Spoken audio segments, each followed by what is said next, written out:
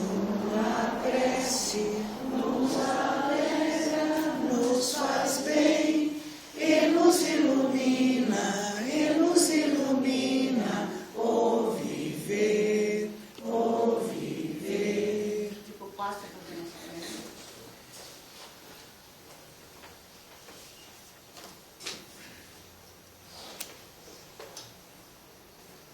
Então, nesse momento, os nossos corações, extremamente agradecidos ao Pai Maior, por nos oferecer esta oportunidade, aonde nós aqui no plano físico fizemos alusão àquela pessoa que tem o alto grau do amor em todas as suas atitudes, no seu proceder, no seu conviver com as pessoas à sua volta, são as nossas mães.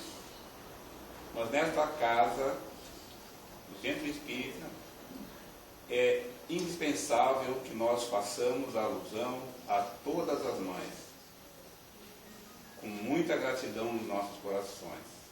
As nossas mães da espiritualidade, as nossas mães aqui no plano físico, mas não são as nossas mães, mas todas as mães. Nós sabemos nesta hora, refletimos, que muitas e muitas mães estão em situações de dificuldades momentâneas no plano terreno. Algumas em asilos, outras em hospitais e até outras convivendo no ambiente doméstico, no lar, mas em situações de dificuldade. Sabemos, Jesus amigo, Pai amado, de que essas dificuldades são temporárias e que tudo é superado.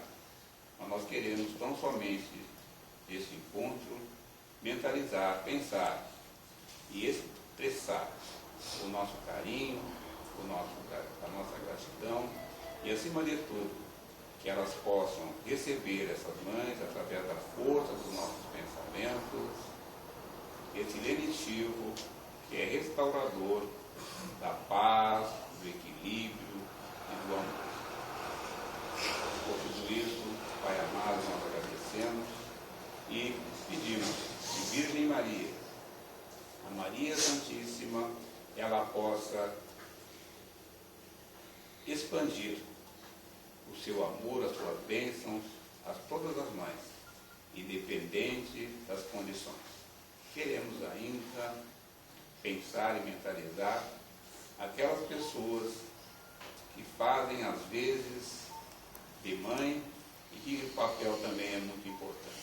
A todos aqueles, então, Pai amado, que de uma maneira ou de outra fazem parte desta missão extraordinária de mulher, da condição de mãe, de tia, de amiga, de irmã, que elas possam receber todas as bênçãos da nossa Virgem Maria Santíssima. Em teu nome, Pai amado, e com toda a emoção, nós damos por iniciado o trabalho de evangelização nesta manhã de 11 de maio de 2013, nesta casa, e neste ano está completando o seu 80º aniversário. Que assim seja. Assim seja.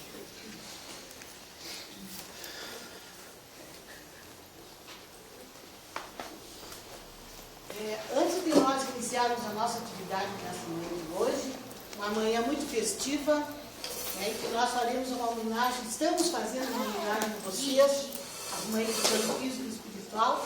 Eu quero agradecer a presença de todos os trabalhadores, amigos da casa, a todas as pessoas que estão aqui de uma forma ou de outra, que estão nos ajudando para o nosso trabalho ser realizado. Nós estamos aqui hoje, além da nossa querida amiga Georgina, contadora de história, da Federação Espírita do Rio Grande do Sul, do projeto Ponte Mais. Nós temos também o Valor, que é presidente do Conselho Espírita. Tá? Também nós temos na nossa diretor do Conselho Regional Espírita, o Anderson Ferrão, que é do dedo do DECOM, desculpe, do DECOM da UD Glória. Então, a todos vocês, nós agradecemos do fundo dos nossos corações pela presença e o incentivo que nos deu para a gente continuar batalhando, trabalhando nesse trabalho de evangelização da infância, da juventude e das mães. Então, fica mais uma vez o nosso agradecimento e passo a palavra para a Georgina trabalho. As crianças e os jovens podem ir para a sala de aula, tá? Para nós farmos as Lá em cima, convidadas. ali em cima. O de cima. Tá, Paz. informação, Luz só no um mundo em transição. O de cima desse. Aí. Para dizer que o Anderson Ferrão, ele é o diretor do DECOM da Glória, e ele veio aqui para filmar nossa atividade da manhã de hoje, e estará disponibilizado no site da USP, a gente vai dar o endereço depois, para aquelas pessoas que não puderam comparecer, nós podemos repassar esse nosso encontro, essa nossa palestra de hoje. Pode ser? A gente está filmando, depois a gente vai informar para cada um o endereço do site. Mais uma coisinha, depois do final da palestra, o Jardim Alquecido Cívico prestará uma homenagem às mães, para depois da aula, tá? Então esperem a surpresa das crianças. E a Ana também depois vai falar umas palavras para as mães. Bom dia a todos. Bom dia. Não mostrar, Andréia, quem sabe vocês passam aqui para frente para nós conversarmos um pouquinho. Vamos? Meus amigos, eu estou assim muito feliz pela oportunidade de estar aqui nesta manhã numa data tão importante. Vocês nem sabem o quanto nós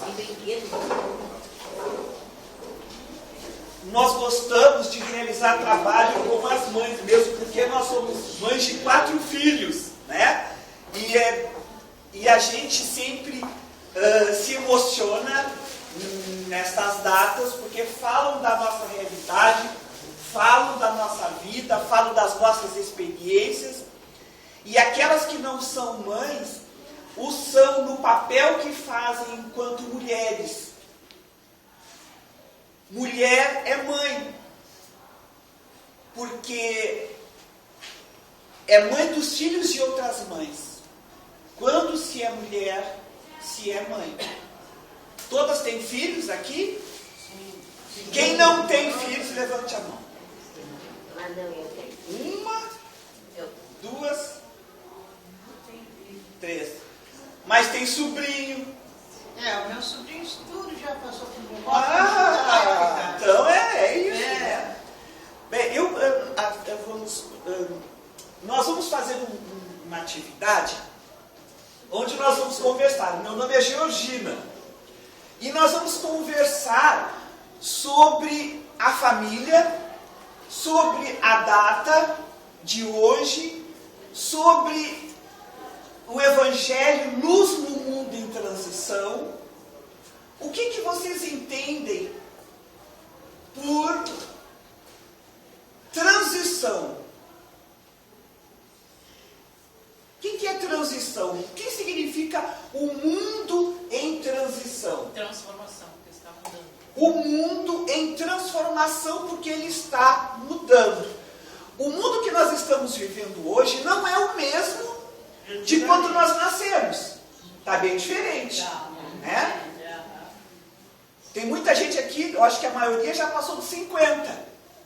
Com raras exceções. Né? Então, para não dizer quase 60. Ou mais de 60. Vamos ser adolescente.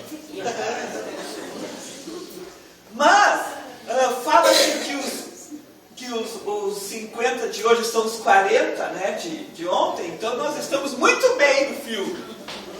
Então, nós vamos pensar assim, ó. Aqui mostra uma família, né? Mostra um quadro, uma realidade. Qual é a tônica que passa isso aí? O que a gente vê nisso aí? O que transmite estas pessoas? Família. Uma família. Alegria, harmonia. alegria, harmonia, tá todo mundo feliz ali, ninguém tá chorando. Não sei se vocês estão enxergando bem, mas passa uma felicidade. E será que no mundo de transição nós temos isso aqui? No mundo de hoje? A gente até tem em alguns momentos, mas não é sempre isso aqui. Né? Não é sempre isso aqui. Por que não é sempre isso aqui? Porque nós nascemos no mesmo círculo de família e voltamos muitas vezes convivendo com as mesmas pessoas. E convivendo com as mesmas pessoas, nós vamos muitas vezes conquistando amores, mas deixando um rastro para trás de dificuldades. Porque a gente não sabe amar como deveria amar. Então nós vamos complicando a nossa caminhada. Porque nós temos o livre-arbítrio, nós escolhemos as nossas ações, nós escolhemos os nossos amigos, a roupa que a gente veste, né? Cada um de nós, eu botei uma calça, uma blusa bege, combinei com um sapatinho, né? Cada um de nós botou a touca branca combinando com a blusa, cada um foi combinando de acordo com o seu livre-arbítrio. Aquela senhora botou uma tiara de flores que combinou com a flor do pescoço. Cada um de nós foi se adequando, porque nós temos o livre-arbítrio de escolher quem torce para o Colorado. Eu torço pro Grêmio. Eu trouxe o Colorado. Pois é, então cada um de nós escolhe o time, a roupa, e esse livre-arbítrio é que nos faz ir em busca das nossas dificuldades também, não é? Porque nós só recebemos e conquistamos aquilo que nós semeamos no passado pelo nosso livre-arbítrio. Mas também podemos dizer que a nossa família está doente, agora nesse momento de transição. Ela está doente? Como é que está a nossa família? No livro Transição Planetária, nós estamos falando no mundo de transição, fala que a família, hoje, adensam-se as sombras da ignorância. Que diz que as pessoas estão muito ignorantes. Certo ou errado? Certo. Estão. Fala também que existe muita violência. Certo ou errado? Certo. Certo. Diz que o ódio e a suspeita, as pessoas estão sempre suspeitando umas das outras. E é verdade. Se a gente caminha pela rua e está com a bolsa muito... A gente está sempre com a bolsa bem grudadinha. E se alguém se aproxima de nós pelas costas, a gente já pensa que vai nos agredir, que vai roubar nossa bolsa. É verdade. Não é verdade? É verdade. Então, a suspeita e o ódio faz parte dessa psicosfera. A psicosfera é aquilo que a gente alimenta com os nossos pensamentos, que está em volta de nós. As mentes humanas também estão aprisionadas pelo prazer. Quem é que não gosta de comer uma boa torta de chocolate? Todo mundo gosta. Quem é que não gosta de uma boa massagem? Todo mundo gosta. Mas ficar aprisionado aos prazeres do corpo é outra coisa. Ficar comendo sem parar é impossível. Mas as pessoas hoje querem a saciedade dos prazeres. Não importa. Se drogam. Porque a droga, todo mundo diz, é horrível. A droga é muito boa, porque pelo prazer imediato que ela proporciona. Por isso que as pessoas vão ao encontro daquilo que ela traz de bom, mas esquecem que aquele momento passa logo, e depois do bom, da sensação boa, fica a parte que destrói a criatura, que é a prisão, aquele prazer que a droga proporciona. Desta forma, a transição que a Terra está vivendo, fala-nos também da insatisfação. Apesar de nós termos conquistando aos poucos algumas coisas, a gente está sempre insatisfeito. A gente fica sonhando assim, no Natal eu vou pintar a minha casa. A gente pinta, mas logo em seguida, mas por que eu não tenho a cortina?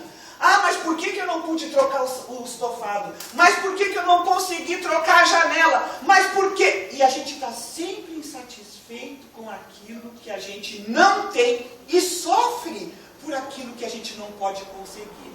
Faz parte do mundo de transição no qual estamos vivendo. Hoje, Divaldo Franco, por intermédio... Joana de Ângeles, é Joana não, é Filomeno, né? Transição planetária. Filomeno, ele fala que cada criatura, cada um de nós se acredita com razão. Por isso as dificuldades, por isso os grandes conflitos deste mundo de transição planetária. Então vejam quanta coisa diz e fala como a Terra está. Olha, se nós formos somar tudo isso, a gente vai ver que não está fácil não. Porque são 7 pessoas, 7 bilhões de pessoas, pensando desta forma que nós agora refletimos naquela lâmina anterior. As conquistas do conhecimento, as pessoas cada vez estudam mais, mas dão muito espaço à violência, à desordem. Nós parecemos anestesiados aos tesouros da alma. Então as pessoas conquistam, mas as verdadeiras conquistas, que são os tesouros da alma, a gente fica anestesiado. A gente deixa para amanhã a transformação que deveria se operar.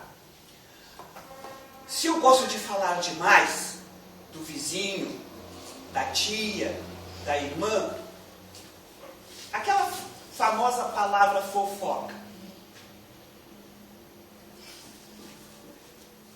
Ah, mas amanhã eu falo só um pouquinho, eu não falo tanto assim. Ah, não é eu que falo, é ela que faz as coisas, eu só comento. E a gente vai dando desculpas para os nossos atos equivocados. E é isto, cada diferença, cada um de nós pensa de uma forma. E pensar de uma forma diferente, 7 bilhões de pessoas pensando diferente, como certamente é difícil. Mas Jesus falou que um dia viria o Consolador prometido. A nossa doutrina espírita. Falou assim: se me amais, guardai os meus mandamentos, porque eu rogaria a meu Pai, e Ele vos enviará outro Consolador, a fim, o Espírito de verdade, a fim de que fique eternamente convosco, porque o mundo não o pôde receber, não o vê e absolutamente o não conhece. Mas quanto a vós, conhecê-lo-eis, porque ficará convosco e estará em vós. O Consolador prometido. Cada um de nós que aqui está, sabe o quanto a doutrina espírita significa no capítulo das nossas vidas, nas nossas maiores dificuldades. Nós estivemos fazendo uma visita no presídio feminino aqui pertinho. Alguém já fez uma visita lá? Eu não, mas eu morava ali na frente, mas era uma situação bem terrível. Alguém já entrou no presídio? Nós fomos fazer uma visita com um grupo de espíritas, levando o Evangelho de Jesus para aquelas detentas.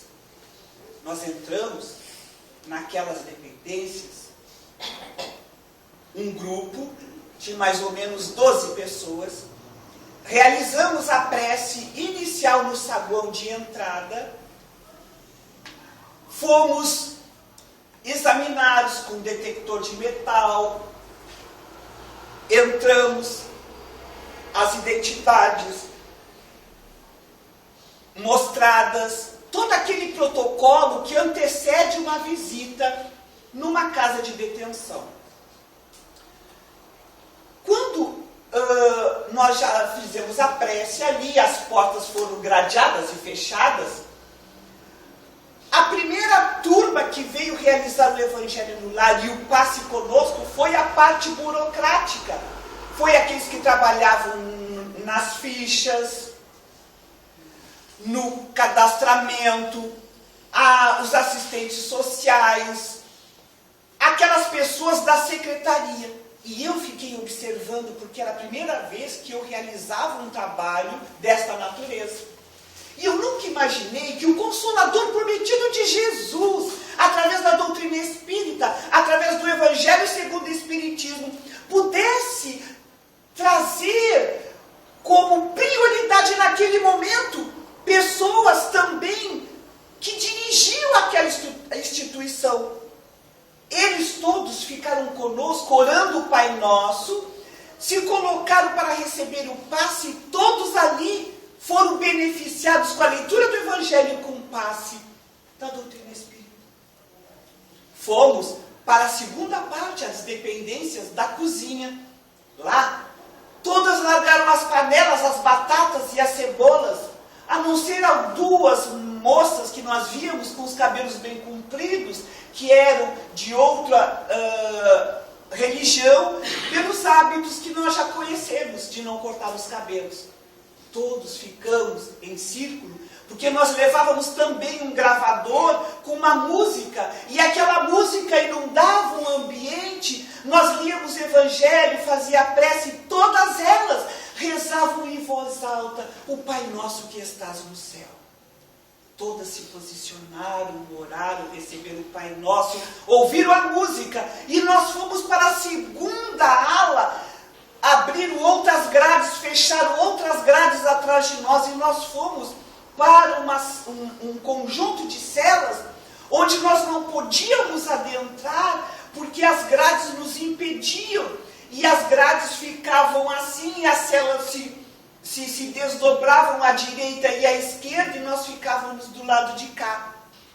As detentas, quando nos enxergavam, começavam a dizer: olha o passe, olha o passe, olha o passe. E todas elas saíam de dentro das suas celas, era de manhã muito cedo, arrumando a calça de abrigo, se puxando, arrumando os cabelos, se penteando, porque elas queriam ficar na fila o mais cedo possível, o mais breve possível, para receber o passe e o Evangelho de Jesus. Elas ficavam em fila, e nós também em fila do lado de cá, e nós, por entre as grades, colocávamos as mãos para oferecer o passe para aquelas nossas irmãs. A música era colocada, nós estendíamos as mãos entre as grades, e elas ficavam em fila ali recebendo o passe. Quando nós terminávamos o passe, nós dizíamos para elas que ficavam com os olhos fechados: minha irmã já terminou o passe. E elas não arredavam o pé de trás das grades. E nós batíamos de novo: minha irmã já terminou o passe. Nós entendíamos sim que elas estavam tão beneficiadas, tão identificadas com aquela modificação do fluido que elas estavam recebendo, porque era a luz do Evangelho de Jesus naquele instante, mudando a psicosfera daquele ambiente de dor, de remorso, de ansiedade, de dores, de angústias, que estava ali para iluminar naquela manhã, naquele momento, aquele ambiente. E só depois de nós dizermos: minha irmã terminou, aí ela saía, vinha outra, e assim se sucedia. Até que nós fomos nas celas de alta periculosidade, onde aquelas irmãs praticavam os crimes mais hediondos, aquelas que matavam, que trucidavam, às vezes o esposo, os próprios filhos. Lá, nem sequer nós podíamos colocar as mãos entre as grades. Era tão fechado, tinha só uma janelinha, e aquela janelinha nós enxergávamos assim, um espacinho, nós víamos que elas colocavam a cabeça grudada naquela cela para receber o passe apenas. Da mesma forma, nós falávamos em Jesus, nós dizíamos o Pai Nosso, nós colocávamos a música e da mesma forma nós estendíamos as mãos e dizia: minha irmã já terminou o passe. E elas não se moviam do lugar. Nós precisávamos dizer 2 vezes para que elas tirassem a testa daquela cela que nos impedia a entrada. Todas eram beneficiadas. Nós fomos para um lugar onde as detentas já podiam circular livremente, porque elas trabalhavam, já faziam alcochados, fraldas. Lá foi algo magistral, porque quando nós realizamos o Evangelho, quando elas falaram o Pai Nosso foi tão vibrante, em coro, que nós sentimos que as paredes se desmaterializaram, e aquele Pai Nosso daquelas detentas ultrapassaram as paredes e foram por todos os recintos, até para as casas vizinhas. Tal era a vibração daquelas mulheres que já tinham conquistado pelo seu livre-arbítrio o poder, a vontade de serem úteis pelo bom comportamento, pela mudança da psicosfera, pela necessidade de crescer, de sair do mundo que elas se encontravam presas, aprisionadas. Agora elas já podiam trabalhar. E era uma conquista própria. Ali, o Pai Nosso foi muito mais vibrante, muito mais sentido. Minhas amigas, nós fomos para as dependências onde as mães estavam com seus bebês. Lá, os bebês recém-nascidos, e elas tinham pouco tempo para ficar com eles. Quando eles nascem lá, elas sabem que elas podem cuidar até um pouquinho daquele, enquanto eles, não sei se eles têm até uns 8 meses, 7, e depois 6 meses. 6 meses, e depois elas têm que entregar. Os bebês, a coisa mais mimada, cheirosinha, eram os nossos bebês, porque quando eu peguei, era o cheiro dos meus bebês. A coisa mais linda. E eu fiquei imaginando a dor daquelas mães. De ter que entregar os próprios filhos para quem cuidar da mesma forma. Elas rezavam e esperavam que sim. Neste dia, nesta manhã, vamos vibrar por estas mães que estão aqui perto de nós. Por todas as mães que lá estão, que por um dia nesse mundo de transição transgrediram as leis da consciência e invadiram o outro de forma equivocada. Vamos pensar nestas mães que sabem que tem que entregar os seus filhos para que o outro cuide. Muitas, nesta ocasião, foram detidas na inocência. Tinha moças lá que estavam com namorados, com drogas e foram presas. Não, tu tem, então tu está junto, tu vai junto ser presa. Mas nós sabemos que não existe injustiça nas leis de Deus e que os nossos débitos passados ficam gravados. Se nesta vida tu não deu chance para ser presa, é porque na vida passada tu assim transgrediu a lei e precisava passar por essa dor, por essa experiência. Meus amigos, é o Consolador de Jesus invadindo as nossas vidas e procurando as nossas consciências de forma com que possamos entender que somos filhos do mesmo Pai. Não importa onde nós estejamos, passando os conflitos que estejamos passando, todos nós temos esse Deus que nos consola, esse Deus que nos deu um consolador a cada etapa da nossa existência, porque muitos vieram até chegar Jesus, e na continuação de Jesus, quantos apóstolos do bem têm surgido na terra para reforçar o Evangelho trazendo luz para as nossas vidas. Quantas manhãs que vocês se reúnem aqui e falam sobre o Evangelho. A Marilene nos falou que vocês estudaram o Evangelho. É o Consolador invadindo as manhãs, as nossas consciências, na necessidade da mudança, na necessidade de amar o próximo como a nós mesmos, porque esta é a razão de estarmos aqui enfrentando as nossas vidas, as nossas dificuldades, as nossas alegrias, porque também nós somos felizes. Quantos momentos que nós nos dizemos assim: ai, mas este momento gratifica aquela dor.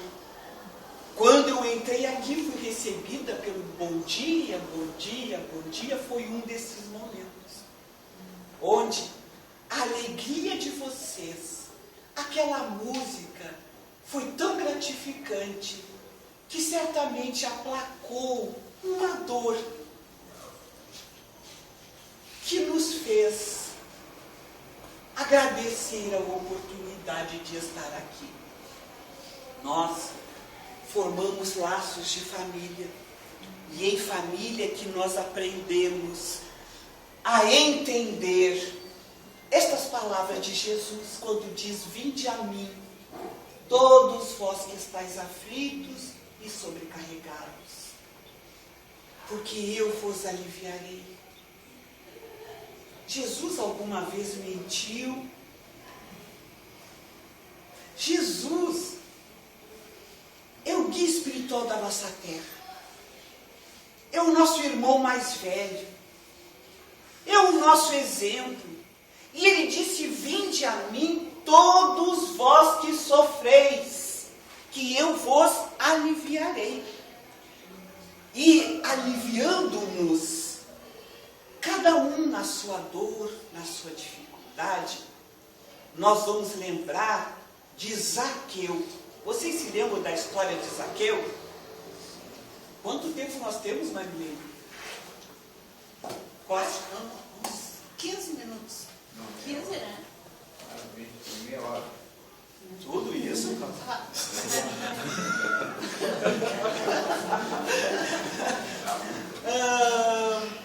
Vamos lembrar da história de Zaqueu. Vocês lembram quem era Zaqueu? Era um homem baixinho. Eu sei que você sabe. Era um homem baixinho. Qual era a profissão de Zaqueu? O que ele fazia? Ele coletava os impostos dos homens daquela época. Era um cobrador de impostos, né, de hoje. Imaginem nós, vejam, a gente só se queixa do governo, né? Que a gente está pagando caro o leite, porque tem que pagar imposto, porque a gente está pagando caro o gás. O que é o preço do gás? Meu Deus, quem é que tem Vale Gás aqui? Não tem. Ninguém tem Vale Gás? Já paguei o gás, não. Comecei já. Eu não sei se ainda tem Vale Gás. Tem, Marilene? Não sei. Vocês podem me dizer, ainda tem Vale Gás? Existe ainda. Existe, né? Existe, mas é incluído no Bolsa Família para quem ganha. Ah, já está incluído. É incluído no Bolsa Família para quem Quem recebe Bolsa Família aqui? Eu não recebo. Eu não. Ah, mas que pouca gente. Só uma. É? Eu também não. Eu não é. Eu não sei. Nem sei. Então a gente sabe o preço do gás, né?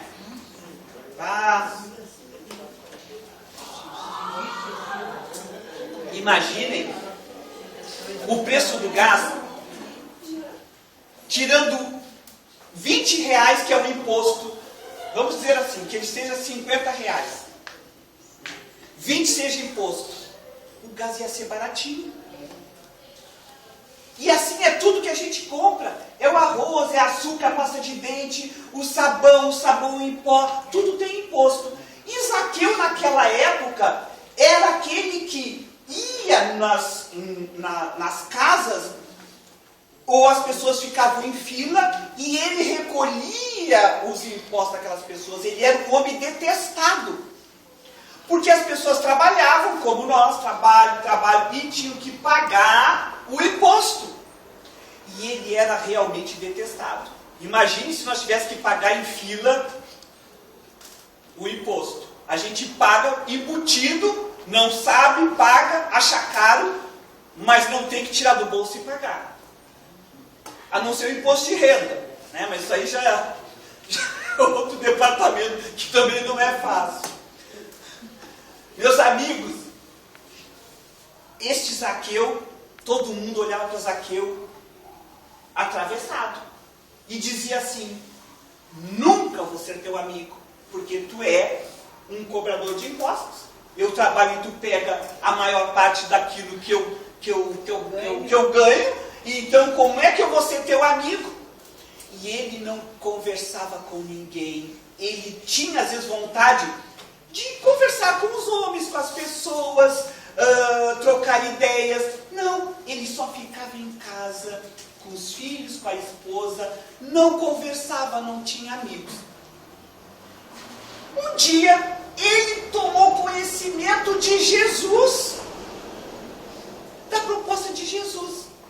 Mesmo porque aquela profissão que ele tinha já estava incomodando ele. Ele já se sentia mal de ver tanta gente tendo que pagar tanto.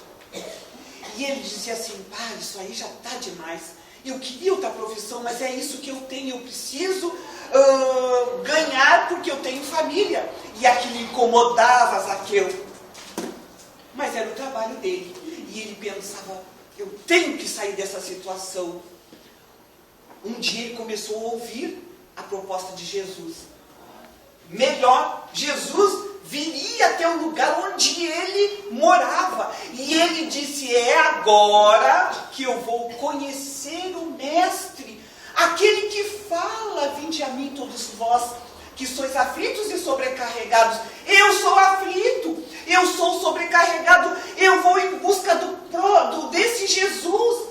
Eu vou em busca daquele que diz que todos são filhos do mesmo Pai. Eu vou em busca daquele que diz, que fala do amor verdadeiro. Eu vou em busca deste Mestre Jesus. E quando Jesus adentrou pela cidade de Zaqueu, que eu acho que era Jericó, ele disse assim, mas ele viu a multidão a correr, e ele disse assim: mas eu vou ver Jesus. Ele era um homem baixinho, ele tinha uma pose, porque ele era coletor de impostos, ele se trajava muito bem, né? Ele usava boas roupas, bons calçados naquela época. Acho que devia ser uma sandália a melhor que existia, né? E ele diz assim: bom, eu vou ver Jesus. Quando ele viu aquele povo todo, ele disse: mas como é que eu vou chegar perto de Jesus? Como é que eu vou ver Jesus? E ele todo trajado, todo bonito, todo cheio de coisa bonita, esqueceu tudo aquilo e saiu correndo pela rua como se ele tivesse com a roupa jeans mais surrada, se ele tivesse de sandália mais, sabe? E esqueceu a posição, a profissão que ele tinha, a roupa bonita que ele estava. E ele subiu na primeira árvore que ele poderia subir, subiu no sicômoro para ver Jesus. E ali ele ficou esperando. Quando Jesus passa aclamado pela multidão, Jesus vê aquele apelo da mente daquele homem e da voz que ele começou a gritar descontroladamente também: Jesus, Jesus, eu estou aqui, Jesus, Jesus. E Jesus olhou e viu Zaqueu, e ele disse: desce, que hoje eu vou jantar na tua casa. Zaqueu ficou feliz, e disse: não pode ser verdade. Ele olhou para todo lado e disse: será que é mesmo que é comigo que Jesus está falando? E não acreditava, e foi correndo dizer para a esposa dele: se eu não estou louco, Jesus disse que veio para minha casa, para a nossa casa. Jesus vai entrar aqui, mulher, vamos arrumar tudo. E ele começou a ver na casa dele, tinha tapetes, tinha ouro, tinha prata. E ele disse: como é que nós vamos nos tornar pequenos? Porque Jesus, como esse homem é simples. Ele começou a tirar aquelas coisas todas e ele viu que tudo aquilo que ele tinha era inútil. E que aquilo era sem valor, porque naquele momento ele entendeu que a luz de Jesus era muito mais importante de tudo aquilo que ele tinha dentro de casa.